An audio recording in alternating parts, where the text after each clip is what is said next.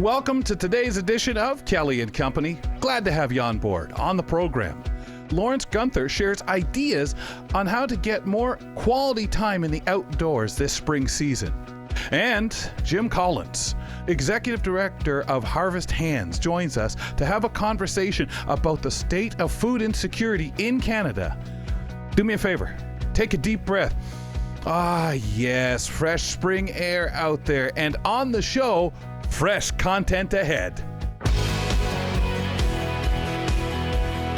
This is Kelly and Company. Also with me on the program today to get things started, Nazreen Abdel-Majid. We're going to have an interesting item. And all I'm going to do is say, as Nazreen presents it later on in the show, ring, ring, ring, ring. What's your favorite doorbell? Fishies. What's your favorite doorbell? Well, the sound. What? Like, do you like the bell? Do you like the newer ones where people have all the elegant doorbell? sound. Like the old chimes, like the big clock? Yeah, the chimes. Or church bells, the old chimes. Right? When you asked me that, I was wondering how many types of doorbells there were, but now that I think about it, it was actually plenty. There's a lot, because a lot of them, they started to do like what clocks have, right? Anything you use for a clock, we can use that as a doorbell. The electronic ones, we had one when I was a kid that was all electronic. My dad could change. He could at Christmas time have it cycle through 6 different Christmas songs at least. I'm sure people have a lot more now.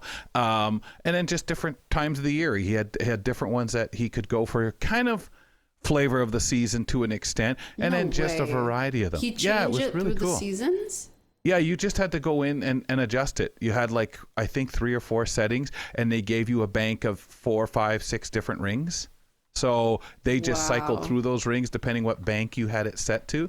And that used to be a lot of fun. And I think I loved always stuff like that, doorbells and things that people would have. I liked the Christmas decorations that had the different Christmas songs and just played. I had a bunch of lights that I would just string around one apartment of mine, and they would just do that. It would just play the different ones over and over. And I just thought that was just the coolest thing. You'd think you'd get sick of it though. Yeah, exactly. Because I've seen some people customize their doorbells into like songs. Yeah. And I find that very strange, because at some point you're going to get so sick of it. Like you're now you could just use MP3 doorbell like you do with ringing on phones and stuff, I'd imagine. You could probably, so many doorbells now out there, just upload whatever you want to it, make your own door chime, make your own doorbell. So whenever anyone rang it, whatever song you wanted partial to play, just like your phone rings. That's what I'm assuming. It just reminded me of some Teslas, of how some people changed their honks into songs. Yeah. Could you imagine that?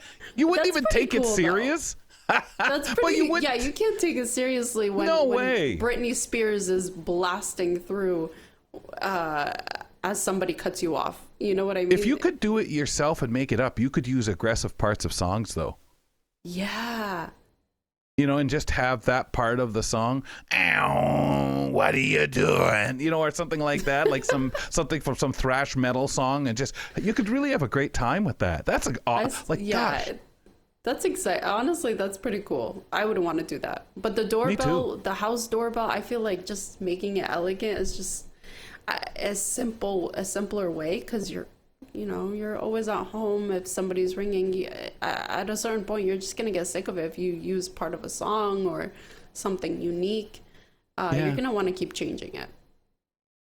Somebody ring your bell and you have that 1970s song where someone's knocking at the door, somebody's ringing the bell. I think that'd be kind of cool to do, but you'd get sick of it after a while, especially at 2 a.m. Remember, check out our podcast, please. From your platform of choice, would you give us a rating and review while you're in there? Also, remember, we have the YouTube page. Subscribe and join it, and there's all sorts of content that we post up there. We'd appreciate your time. Theater, music, and art thrive in organized chaos. Can spring cleaning have any impact on our creativity? Arts and culture contributor Amy Amantea has tips on how to start with a fresh canvas. Aim, welcome. Where are we headed with this? Well, spring cleaning starts this time of year, so I'm told. I seem to do it all year round. But, typically end of March, April, May. Like a is spring the cleaning catch up, right? right? I agree with you. I find it so strange that some people just do it once a year, just around spring, where it should it should be done all year long. You call false on that. No way. It's a continuous thing. It's the spring cleaning marathon. Yeah, it's the time of year where condo buildings are like, well, we'll get a dumpster out, so all the tenants and all the owners can utilize a dumpster, So, there are dumpsters on up and down streets outside condo buildings and all sorts of things. So, it's signaling for you to like take out that broken chair that you haven't used in a year or whatever. Why you're keeping a broken chair, I don't know. So, just like to hang on to everything. Don't know how to throw gifts away. That's usually the reason. But this is the thing. As an artist, you tend to hang on to some of this stuff because I might use this later. Yeah, exactly. Might need it on a set. You just don't know when it might come in handy, and or if you want to test some kind of new technique on something. So, for example, I have this old trunk that I'm like, I'm going to reupholster that someday. I've had that thing since I was 4 years old. Yeah. Right? I've never reupholstered it, but I'm like, one day I will. I don't know if I will, but one day. That's my ambition to do it, right? So should I keep it? Should I not? All of those things come into my mind. Is it too rickety? Will it store things? All of that kind of stuff. So, but I do, I'm sure it's nice. But is that different? Yeah. Sorry, go ahead. No, go ahead. I was saying, is that different than hoarding? Well, if you're using it, hoarding often you don't use, right? Like but you're making excuses that you're going to use it for a long time. I don't know. Hoarding often people forget what the heck they have. Like it's just, there's so much of it. You just keep everything. Yeah. I think hoarding is more like when you have things stacked to the ceilings or you're making roadways between stacks of stuff. This is maybe clutterbug-ish. But, it's at a certain point, if you're an artist, you need to go through your supplies and decide whether or not they're worth keeping, not just from a value perspective, but a useful perspective. So if you're dabbling in painting, are your paints dried up? You got to test them. You got to pull them out of the container. You got to open them up. You got to test them. You got to make sure that because the last thing you want to do is pull out that fresh new canvas and go to start a project and your paints are either low or they crusty. Don't, exactly. Right. So that's the kind of thing I think that you need to do on a regular basis as an artist, especially if you haven't touched your supplies in a while. I do that with my bead collection every once in a while. I have to go through them and be like, are these glass ones broken? Are these, are the colors unsaturated anymore because they've been sat in the sun? All of those kinds of things. And it's a massive job. And the other thing I like to do as an artist is to have a space that's kind of arts funky. Is it like I've got a little space in an old closet. So it's like a little nook, and I put my desk into this little nook, and it's kind of cool. You can have your lights set up the way you want them to. You can have your drawers set up but that is a place where arts takes place. And when I don't want to do arts anymore, I close the closet doors and it's done. Yeah. It's very good for your mental state and when you're done something. And I think when people say, well, that's when you're fed up, you want to close off, you don't want to see that space. Well, it's also to look at the other way, flip side, open that door. Hey, it's time to do art. It puts you in that frame of mind. There's a definite begin and a definite ending, and that's okay. It's not a negative ending. It's not a, oh gosh, I got to go there. But we should separate some of these things so you can truly continue to love it.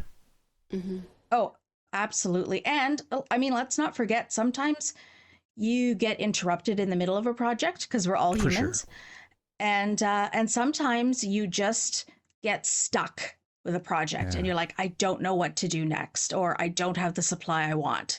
And something sits for a couple of days or a week or a month or whatever until you are ready to go back to that project. So you can't do that on your kitchen table. No. And you want it to be like you say, that place to have it, to leave it set up. But I really love the mindset of it. This is that fun place, especially if you're down, if you're excited to do creativity, and you go through moments where I'm done working or walking around. It gives you that place to go and, oh yeah, this is where I'm creative, and maybe the juices flow better. Really cool, Aim. Absolutely. Yeah. So, setting up your space is an important place to put you in the mood, in the arts creative mood, whatever you're doing. Okay. Yeah. What else you got for us? Well, I always like to hit on a couple of things that are going on around Canada that are, important for people to know, and hit on some things. So it's Juno time. Have any of you been to the Junos? I've never been. Juno Awards? No, but we hosted it No? in London, and there was tons of activities going on. I know it was just so popular, so big. People I know who went to it said it was so much fun. I mean, they said obviously it's different, especially the stuff that you don't necessarily see on TV that's done, but it was the whole week of activities. And I think that's where you're alluding to. There's so much that goes on that week before. Some things free, some things paid gigs to go to, but it really is a lot of fun. Yeah, you're right. They have events all around town, and you can get the Juno Week app, and it'll tell you all the different things. I went to the Junos once with my dad. Got tickets. This is way before the pandemic, in my early 20s. So my dad got tickets, and my brother and my dad and I went, and I brought a friend, and we went out for dinner first. And my dad neglected to look at the start time on the tickets, because it starts rather early, because Vancouver is in Pacific time and you all are in Eastern time. So a 5 p.m. start for us is an 8 p.m. start for you. Yes. So the the award ceremony started at 5 o'clock. And he was thinking it started at 8 o'clock. 8 o'clock. Right. So we're having our dinner, and all of a sudden on the TV is the award ceremony. And we're like, what? We should be there. Oh. so we shoved the food down our throats, and we went to the awards ceremony. But so that's the thing, right? But you can do all sorts of things with the Junos in town. They have a comedy fest that's happening, which I think is super fun. I love a good comedy show me. Yeah. I know. Yeah. That's what I would get excited about, the comedy awards. Yeah. I think they're some of the most accessible things that you can attend. So comedy awards are great, and the Junos themselves. So that's where you have the top Canadian artists who are all wanting to win the Juno Award. And I will tell you, when I looked up at the line of artists, I didn't know a darn one of them. Oh. No way. Not a darn one of them. Well, Nazreen, do you watch it? Like, do you pay attention to it, or the winners and all that, or not really? Like, even online, do you just kind of see who they are, and does it ever really spark? I do glance. Like, if it's on social media, I'll like look through, but if it doesn't stand out, then I won't. I kind of like it because of the connections that the artists have around the world, and sometimes I stop and say, oh my gosh, we do have that many artists, whether it's in the past or present. It's sometimes it's that good feeling. It's like sort of like when you hear about all the, whether it's comedians or actors that are out there, and you start saying, wow. I do it as a sports fan too. I look at, hey man, there are a few players on this team that are Canadian. Yay guys, and I like that. Yeah, and it's important to support within our country, and we always look at American artists, and so it's nice to get to know our artists on our side for once. So to hear these talented artists, it's lovely.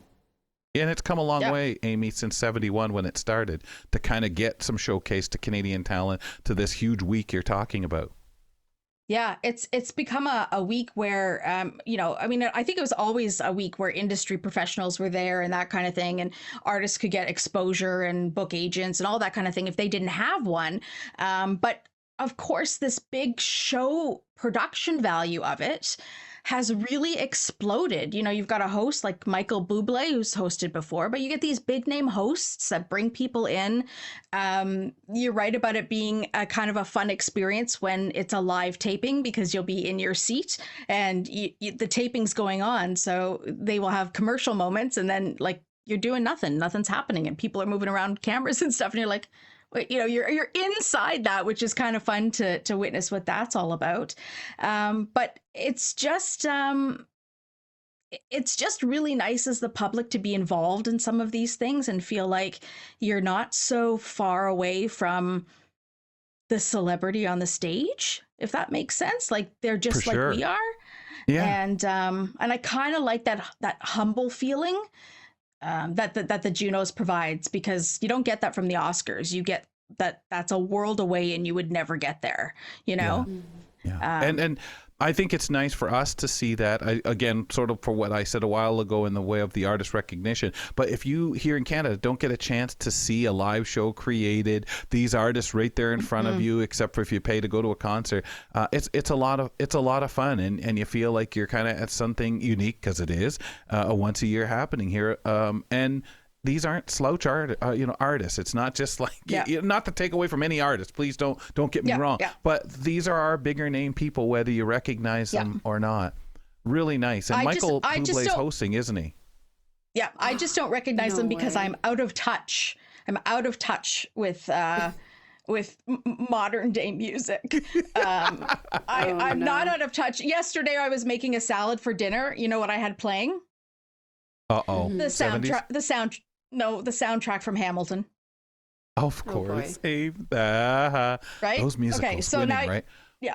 Now you know why I'm out of touch. I have, I'm playing Les Mis in the background. Yeah, exactly.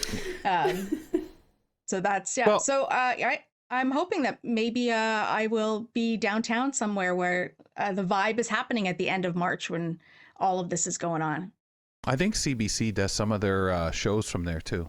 I know when they were here in London, they had some of the shows that were actually being hosted in locations here and put back. So really nice. Oh, Aim, speaking of just being out and about in the downtown, didn't ask you, are you going to be going to the art market, by the way?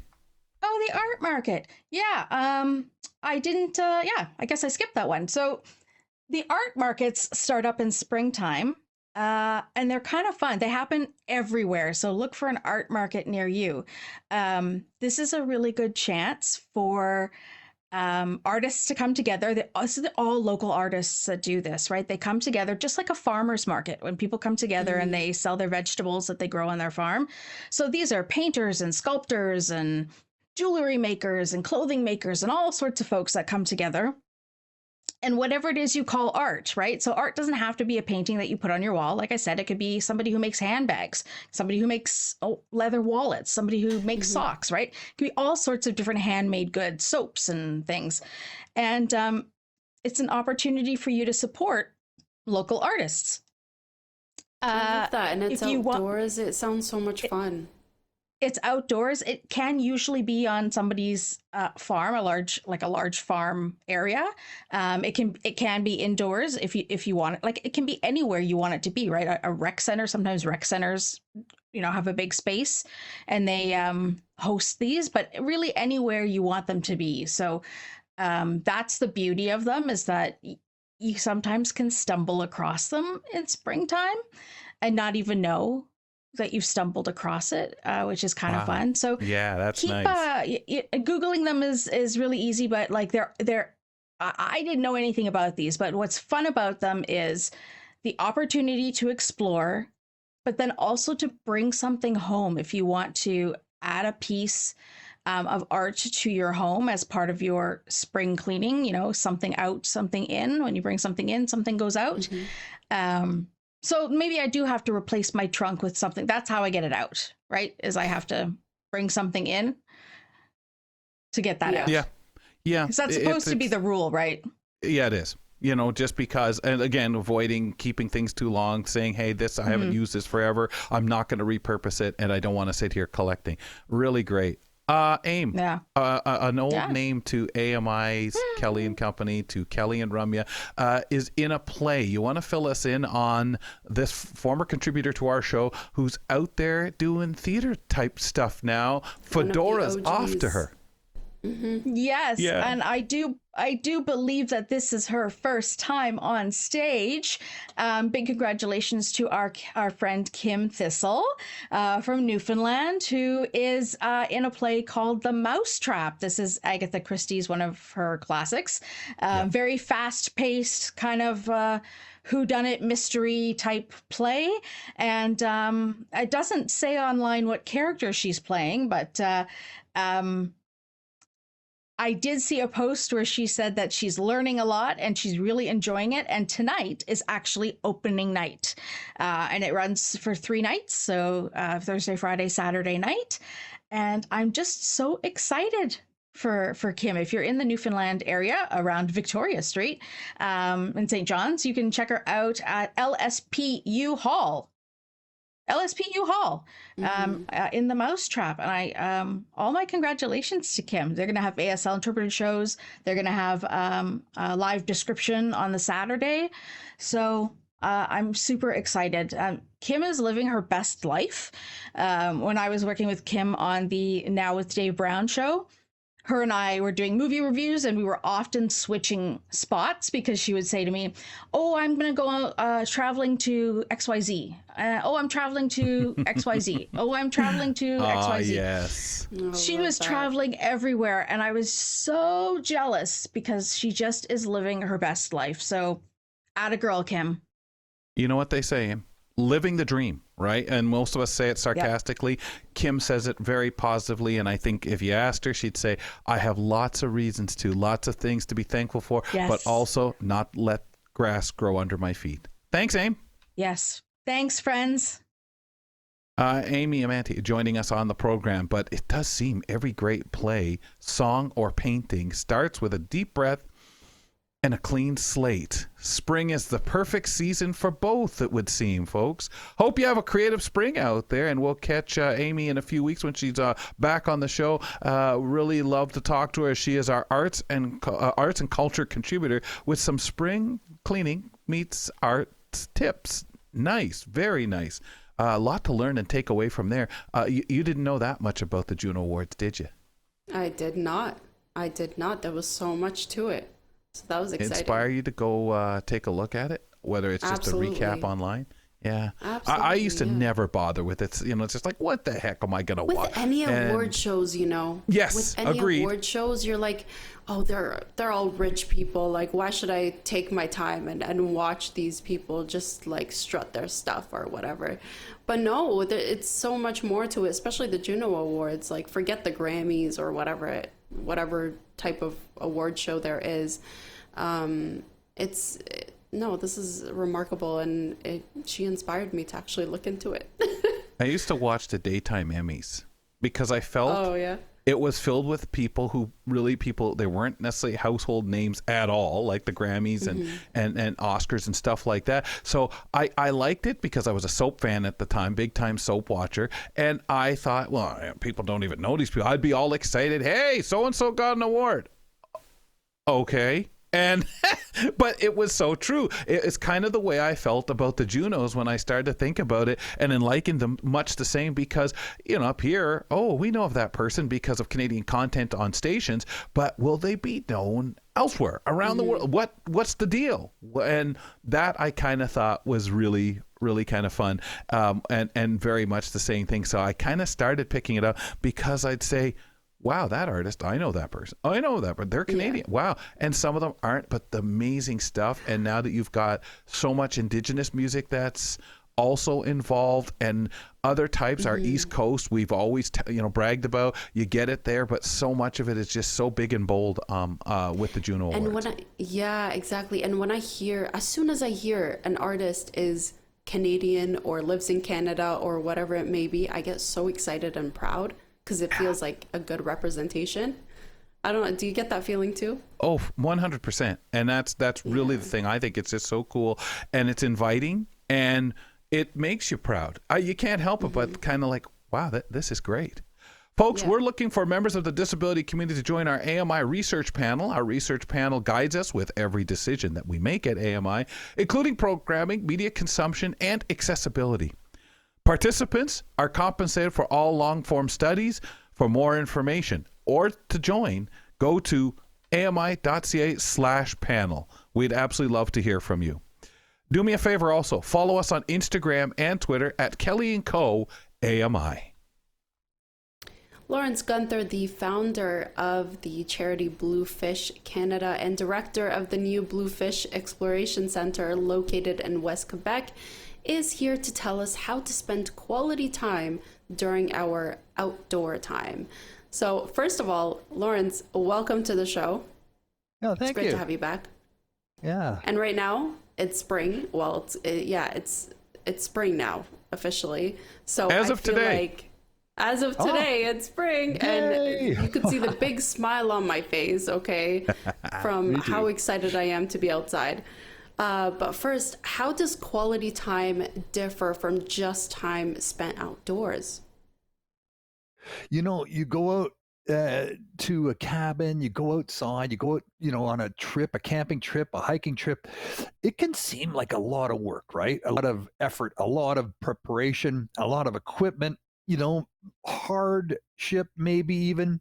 And I always say to the, people, hey, it wouldn't be an adventure if there wasn't some challenges. You got to make sure there's some good stuff that comes out of that too. It can't just be all work, all hard work and no play. There's got to be some fun time. There's got to be some reward involved with everything you do in the outdoors to keep your motivation level up, to keep your enthusiasm level up. It's a balance. And when you say reward, like Lawrence, what should people kind of realize maybe that we take for granted? And again, I'm not necessarily addressing the people who go on the weekend out and outdoors. They kind of probably have that thing that they know, I just go because it's fresh air, the walk, the this, I like to look at that. But what are some of the things that people should consider? This is the beautiful benefits, especially here in Canada or wherever they might be listening around the world, and not have to go too far to enjoy that nature and those benefits.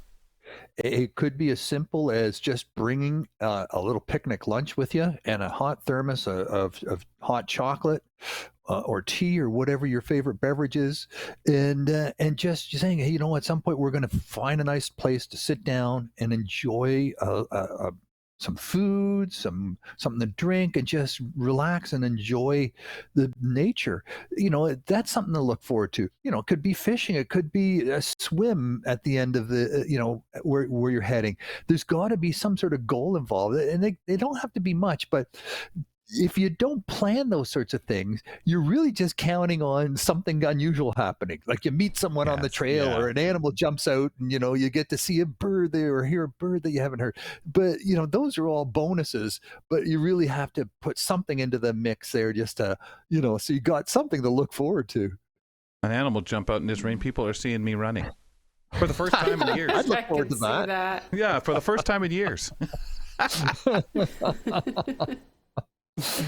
Well, for me, I struggle to connect with nature personally because I'm terrified of bugs. So I love the heat. So I love the summer. I love the spring. Even fall is nice to me. I hate the winter because it's just too cold for me and I'm really sensitive. But when it comes to spring, even though I'm scared, I tried my best to connect with nature, whether it's, as you said, a picnic here, a picnic there. A walk in the park is really just relaxing. It gives me peace sometimes. But how can people connect with nature? Yeah, how do you connect with nature? Well, a lot of people really focus, especially now, everyone has a camera in their pocket, right? It's all about the visual, getting that selfie, getting that pic at that sunset, that, some sort of bird on the water, that seems to be a big focus of a lot of people's, reason for going outside. But for people, if you have vision loss or no vision at all, you got to think other ways to do it. You got to be paying attention, not get the earbuds out of ears and listen for the birds. You got to get that, slow down, slow your breathing down, stop worrying about, getting enough air or regulating your breathing, and start to focus on what you're smelling with your nose. Don't be afraid to put some things in your mouth, some needles from a beautiful tree, anything that you can taste that is safe. Be open to those types of experiences. Touching things, like, yeah, there's trees, go and touch the tree, wrap your arms around it, touch the rocks, pick up some rocks, put one in your pocket and hold it in your hand, just carry it around with you for the rest of the day. A small rock, anything that gets you connected with nature in a physical way. And if you still have some sight, which most 90% of legally blind people do still have some sight, I know it's maybe not functional and it's not going to help you get through the trail or do what you want to do necessarily, but it can still help you appreciate the sunset, that campfire. Look, make a bit of an effort and point your head in the right direction and see if you can see that sunset, that full moon, that campfire burning, and focus in on that and get some enjoyment from it. If you have a little bit of sight, if it's not functional, it can be useful for giving you some pleasure. So you worked in the corporate world, if we want to call it that, office job. Let's just say a little bit of office work. You must have just loved the times getting out, going into nature, or taking those weekends to go fishing. I know, that's where I remember first knowing, Lawrence has the big fishing derby. They get out and a bunch of them go fishing. Is that when did you start to really say, this is what I need, even for that dose? The addiction started for you? For me, it started as a child, growing up in nature, the Boy Scouts and ventures, and then going hunting and fishing with friends, and boating, camping with family. My life's been full of that. I had a cabin in Cape Breton on a beautiful shoreline near the ocean for 14 years. I've always had, some connection with nature, but it's so easy when you get into the city to go to school, to get career. Over 80% of us live in the cities now. It's easy for us to lose track of that and to put that behind us and think, okay, that's gone now. I've got this whole other environment I got to deal with, traffic and people and, it's personal safety and all of that, and getting to where you need to go, transit. But I like, for all of us, we can still find some green space in cities. And when we get there, we have to remember, okay, hey, I'm in the green space time. This is my green space time. Unplug, take a second, slow down, open up the senses, open up your ears, open up your nose, open up your feel of the air, of the wind, all of that, and just try to make that connection with the trees and the birds and all that around you. Even if it's just a park, it's totally doable. Do you think, if we're talking to people out there with other disabilities, because we're in our world, of course, with being low vision or blind, and addressing that, but I noticed, especially when I was on the advisory committee here in London, they started talking about accessibility in parks, and this goes back about 10, 12 years ago, and just the local municipal ones and nature trails and stuff like that were around the cities and stuff like that. What do you say, Lawrence, to those who may be in a wheelchair, maybe in a different circumstance, about enjoying what they can in that piece of wilderness or going out there? I mean, as a blind person, there is only, I won't say so much we can do, Lawrence. I know better. I'm talking to you. I know better than to say that. But that we may find easy to get to obtain. If we were on our own, and we may not have a guide to take us through or something like that. So I can relate to that. But what about others in the circumstances, the people you've met, and the encouragement of the young people you deal with, who may be in different circumstances? Yeah, I totally get what you're saying. And I think in a lot of ways our parks are deficient, because they create a path nearby a shoreline or around trees. And the path is meant to steer you along things so you can observe them with your eyes, and maybe listen to them a bit, and maybe smell them a bit. But it really, they're they're not intended to give you a chance to touch things, to get your feet wet, to get your hands Right. wet, to get you up to things so that you can really encounter them. And for kids, it's so important for kids to be able to get to a shoreline and just puddle around down there and investigate that cornucopia of life that takes place right there where this terrestrial world meets this aquatic world, and the two collide, and it is just a nursery of tiny life right there at the shoreline.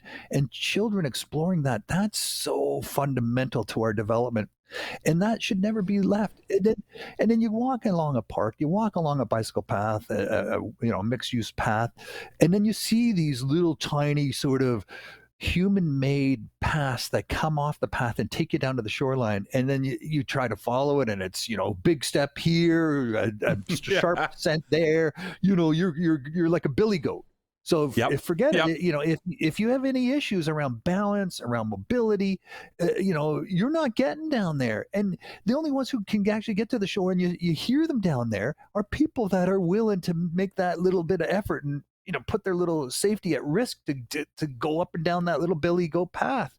We should have paths that are accessible, that are safe. We should be able to all get to the shore, not just there to put a canoe in or a kayak, but just to sit down there and put your feet in the water, sit on a rock, put your feet in the water, maybe cast a line, maybe just let your kids enjoy the shoreline. We need access. That's access, right? And right now, the barrier is the path. We think the path is giving us nature, but in a lot of ways, it just doesn't go that last mile, that last 10 feet. Absolutely. I agree with you. And it's unfortunate because a lot of the parks I've noticed in Hamilton and Mississauga, especially around my area where we would go to parks, all I see is just the trails go to stairways. There's no ramps, and even to get to the water, it's all rocks where it's hard to even get to it. Like it's too slippery. It's not accessible at all. So I feel like it's so strange that it's 2025. Why isn't this made accessible? Why can't I get to put my legs in the water or walk that trail peacefully? Like it's really frustrating, but I do understand what you're saying. Yeah, it is. Yeah, I hear you. And it's almost like they're intentionally putting up barriers, and I don't think it is intentional, but really in reality, these are human-made barriers, right? Yep. They're just not like putting the money in it, though. And almost hiding behind, well, we don't want to change it too much. Should we have this much human encroachment? And yet you make it really basically for some, but not for all. And if you're going to start that, making that path, we'll make it wider, make it so that somebody can go down there and enjoy it to the best of their ability. But again, I think, it comes to that, but certainly money, guys. And they don't want to change so much because maybe locals will complain, they don't like change. And that makes a big difference because it's all about the locals. But still. And the environment excuse, right? Yeah. Yeah, but we're hardening these shorelines, like you said, with all these rocks to harden the shoreline so it doesn't erode. Big, giant, jagged rocks. You can carve a path down through that's wheelchair accessible and bring you down to a flat area that's at where the water level would be in the summer. Yeah, maybe it's underwater in the spring and the fall, but that's fine. That's fine. But in the summertime, you can bring people down there, and because people are just doing it anyways. If you walk along any shoreline like that where there's a bicycle path, mixed use path, and you look closely enough, you will see where the humans have created their own paths, where they have created their own little footpaths to sneak down to the water. And the like I said, they're not accessible. They're not safe paths. But if you're willing to take a chance, you scoot down that path and you get to the water, and people do. So if we're doing it, why not make it available to everybody? Why not let people do that? It's important. I think it's just people think, we just want to take a nice stroll and walk and catch some fresh air and look out onto nature, but don't touch. Don't go near. It could be dangerous. It could be, whatever, right? Whatever. Yeah. Just We're trying to keep come it as on. natural as we can, right? Yeah, let's just not do more. Deep down, I also feel like one of the reasons that they don't do it, they don't make it accessible, is that they think that maybe there's not enough people to make it accessible to spend that money on it. Yeah, or they're worried that people are going to go down there and do things they shouldn't be doing out of That's sight. True. Right? That's another reason, and they're doing it anyways. They're doing it anyways. So why not just open it up a little bit? Maybe put a light. Maybe even put a garbage Why can. ruin it for the rest? Yeah. So if you're down there, and if you're going down there, and you're having a little picnic by the shore, put a garbage can, right? Put a garbage can so that people aren't just going to leave their waste on the shore because there's no garbage can within 50 miles of the path. Like open it up. This is about access, right? This is about access, and it's about the need to connect with nature, not just with your eyes. Stand back, don't touch. It's we gotta touch. That's fundamental. And that's what it's for. It's our nature. And I think some of that cleaning up piece, making sure we take care of ourselves, we know not to throw this and start a fire. Why would we also throw our garbage down? And we know what that is already doing to the environment. Awesome, Lawrence. Yeah. Thanks, buddy. Thank you so much, Lawrence. Oh, my pleasure. Catch you in a month. That was Lawrence Gunther, the founder of Bluefish Canada, telling us how to spend quality time during our outdoor time. So at the top of the show, we were talking about doorbells. Probably should have kept Lawrence for this one, really. But Nis, you have an interesting item to just briefly chat about. What's going on with, I want to say underwater doorbells, but not quite.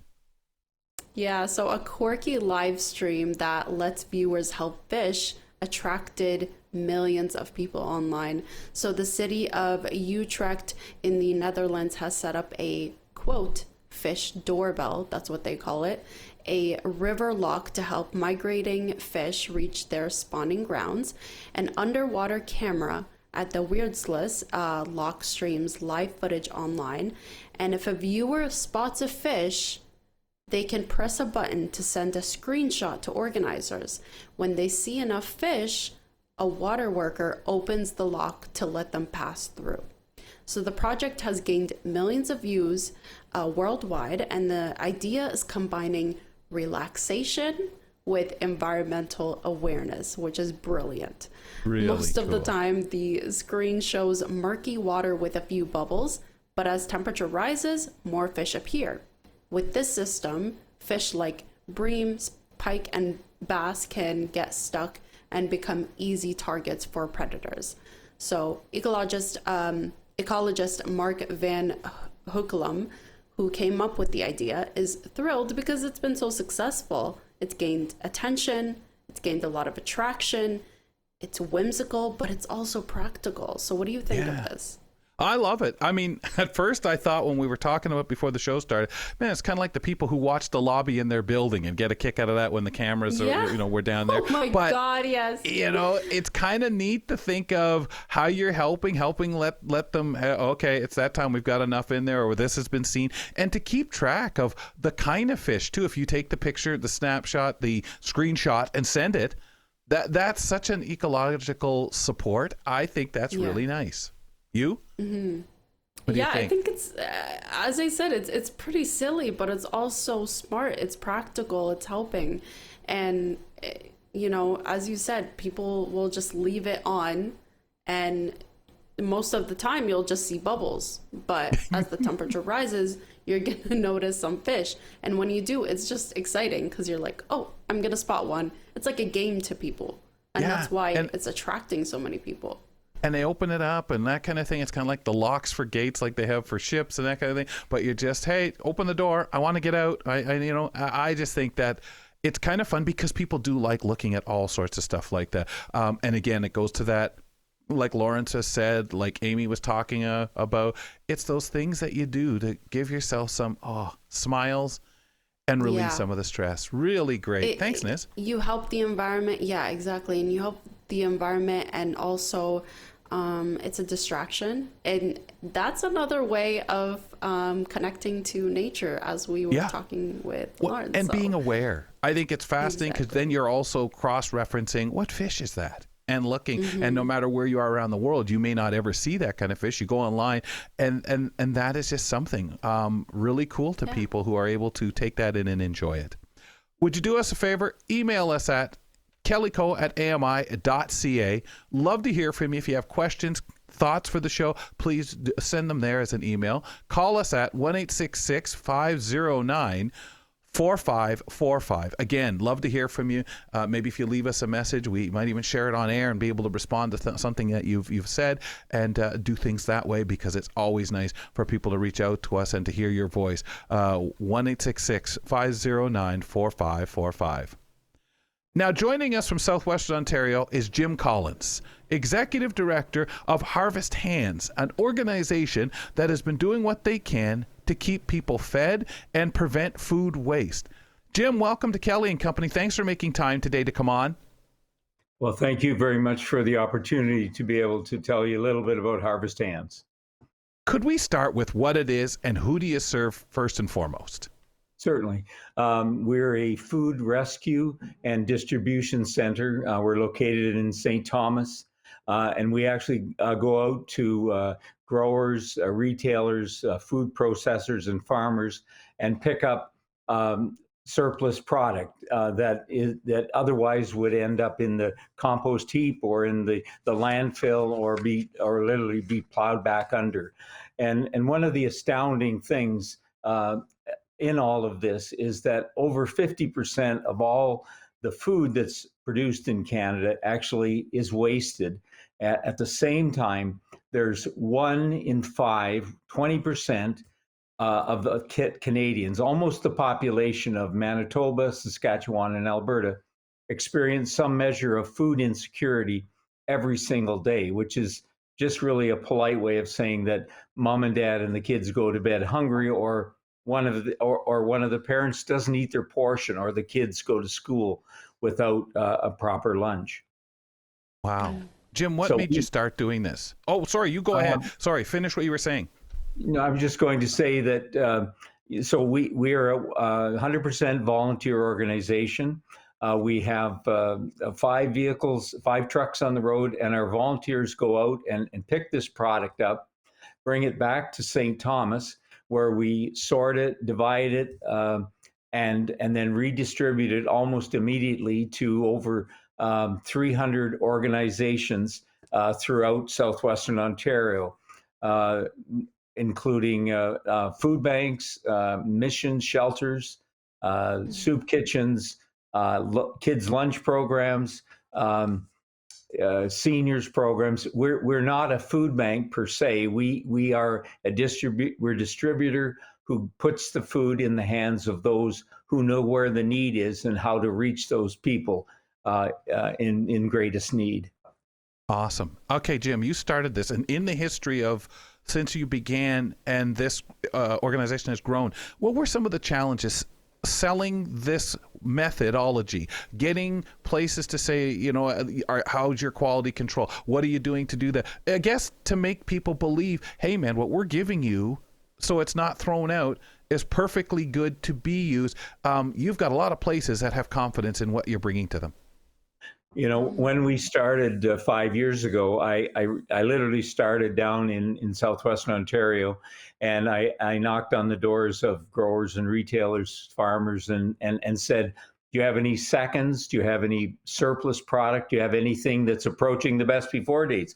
And to my astonishment, they said, you know what, we've been trying to get this product into the hands of food banks and food coalitions and people. And he said, but we have such large quantities, and they are not set up to be able to come and pick up the product. They want it delivered, which isn't practical for us. Mm-hmm. So we established a policy almost immediately that if somebody offers us something, we never say no. And as a result, so to date we have rescued and distributed $26 million worth of food, and we haven't paid 1 cent for any of it.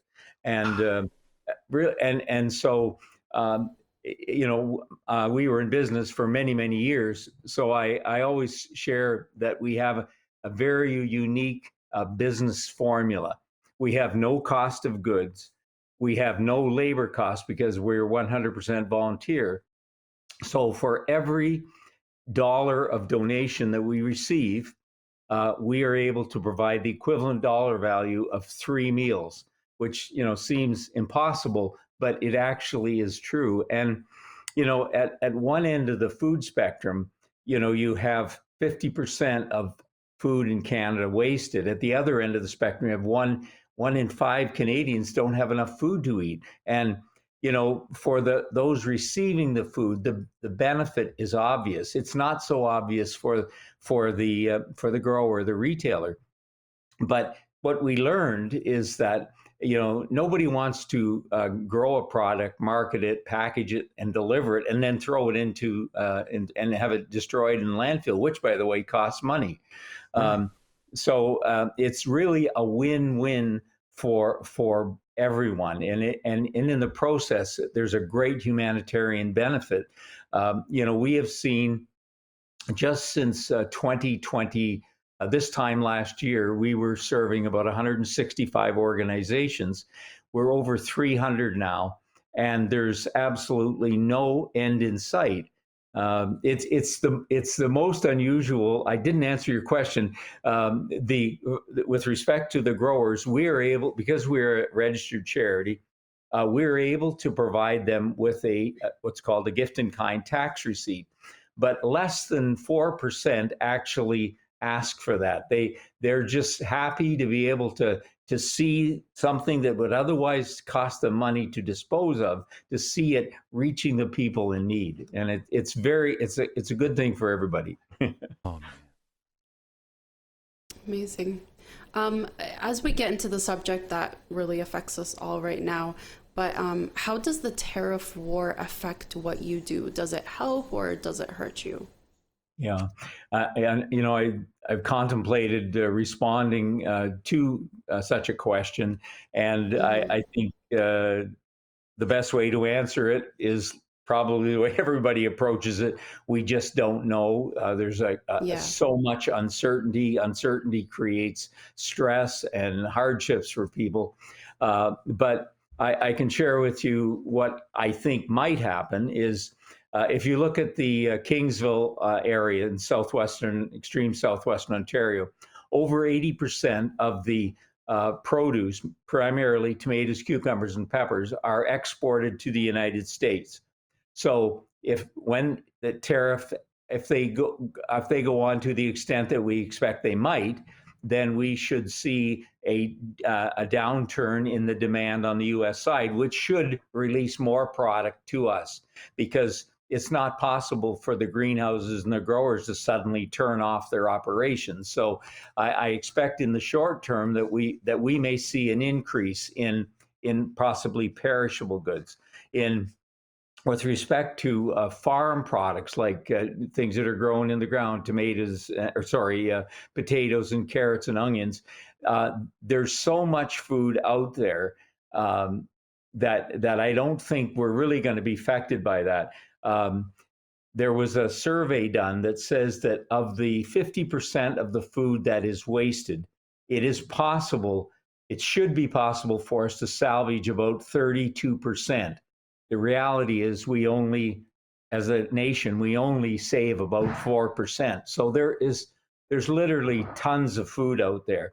In another area, if we look at shelf stable, like dry goods, crackers and canned goods and things like that, I suspect that anything sourced from the United States, there won't be any surplus of that.